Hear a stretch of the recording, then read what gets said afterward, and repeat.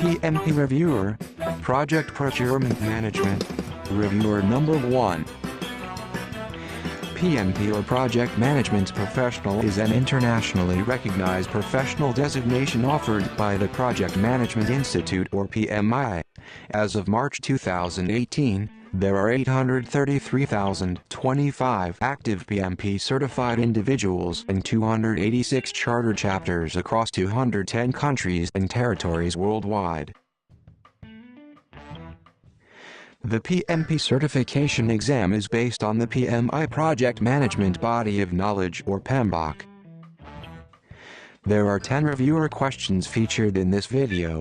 These reviewer questions all fall under the Project Procurement Management section or subtopic of the Pembok. Before you proceed, please take time to read the following disclaimer.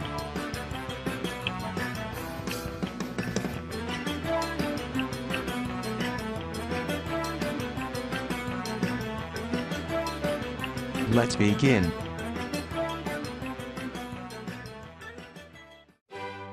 Make or buy decisions are made in which process? A. Plan procurement management. B. Conduct procurements. C. Control procurements. D. Make or buy decisions are an input to conduct procurements. The correct answer is A. Plan procurement management.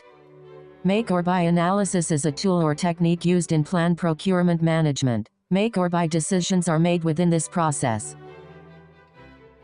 Make or buy decisions is an information flow from plan procurement management, flowing on into conduct procurements. So option D is certainly a true statement, but it does not answer the question. Upon acquisition of the business license in China, SGV project manager provides formal notice to his contacted Rise Roxas and Rodriguez Law that the contract for their legal services has been fully satisfied. What would this action be called? A. Common business courtesy. B. A silly move. Additional help from RR&R law could be had if the contract is left open, and this might be needed once business operations get started over there in China. C. A waste of time. Obviously the work is complete, as it was RR&R that obtained the license for SGV in the first place. D. Closed procurements. The correct answer is D. Closed procurements. Procurements should always be closed before the project is closed. Otherwise, you might see the seller submitting additional expenses later on. Cloud9 Financial Services is preparing a pitch to underwrite a bond issuance by DMCI and needs to hire a creative graphic artist to brighten up the pitch presentation materials. Which of the following contract types would be most suitable? A. Firm fixed price, so that total costs are known up front. B. Time and materials. C. Cost plus incentive fee, so that the scope of work can be adapted to the needs. D. Fixed price incentive fee, so that the graphic artist is incentivized to do better work. The correct answer is B. Time and materials. Time and materials is generally the preferred contract type for staff augmentation situations.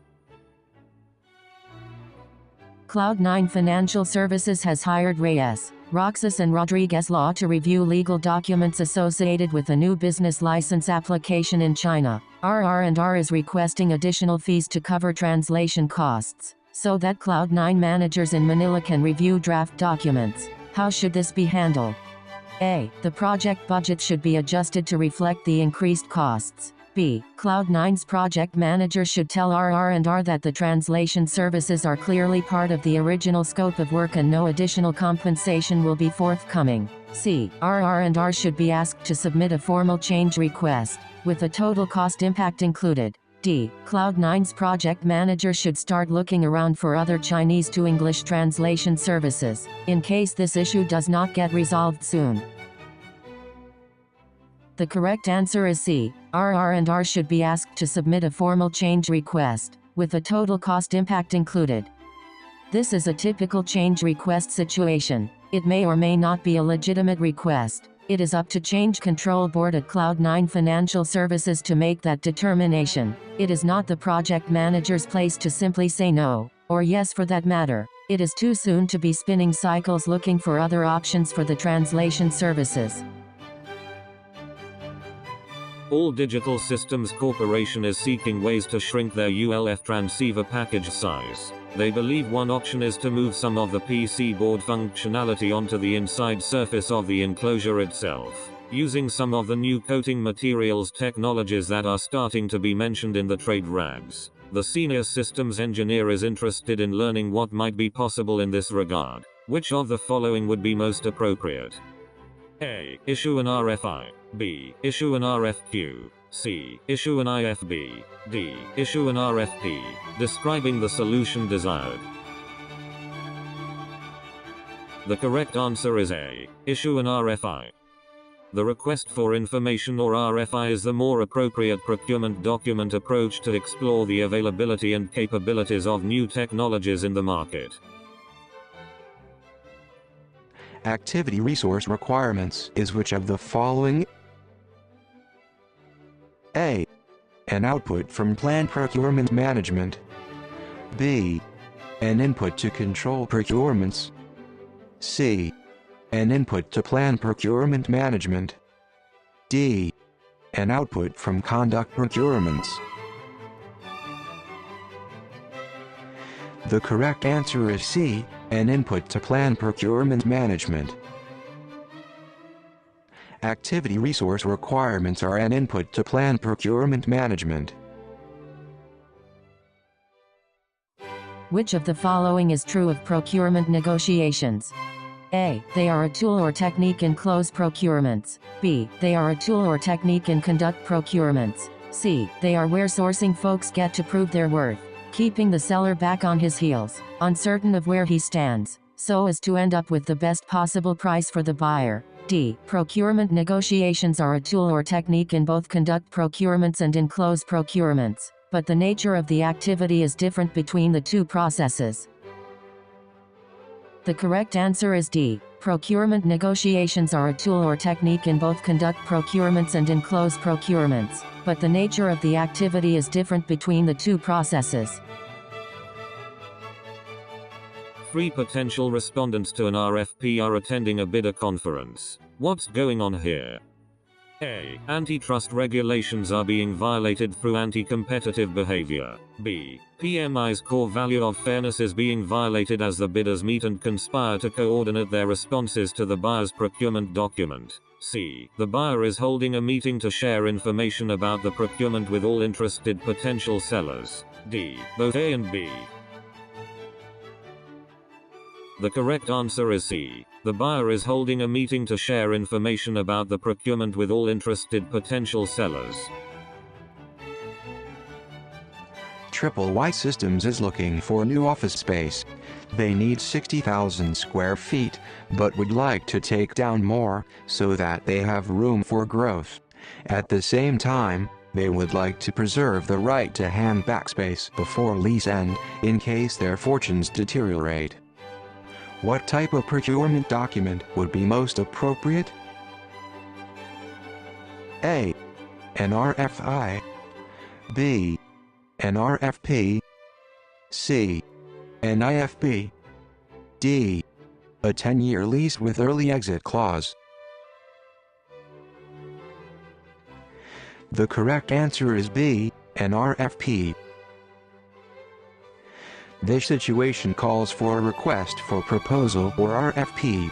The resulting contract may very well be a 10-year lease with early exit clause, but that would be found in the agreement, not in the procurement documents.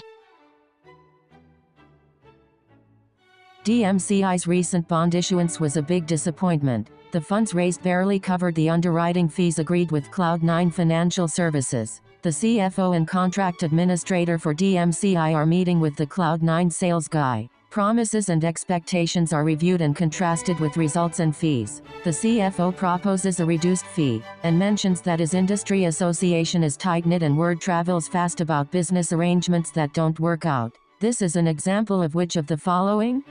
A crybaby who can't handle bad news delivered by the market.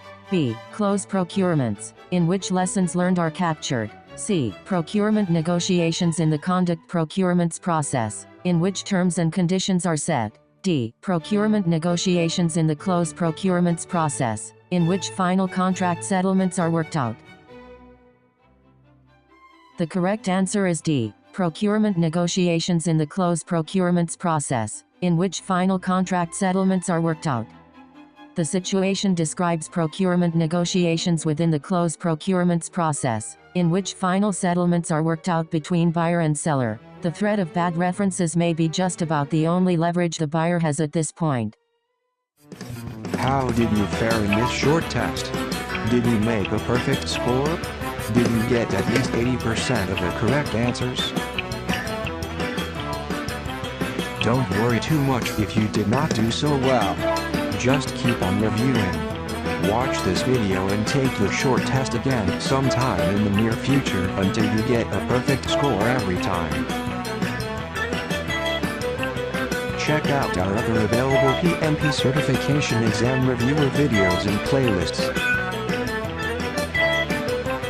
Don't forget to subscribe to Review Central channel on YouTube so you won't miss out on newly published reviewer videos and playlists. Please like if you find this reviewer video useful. Feel free to share it too.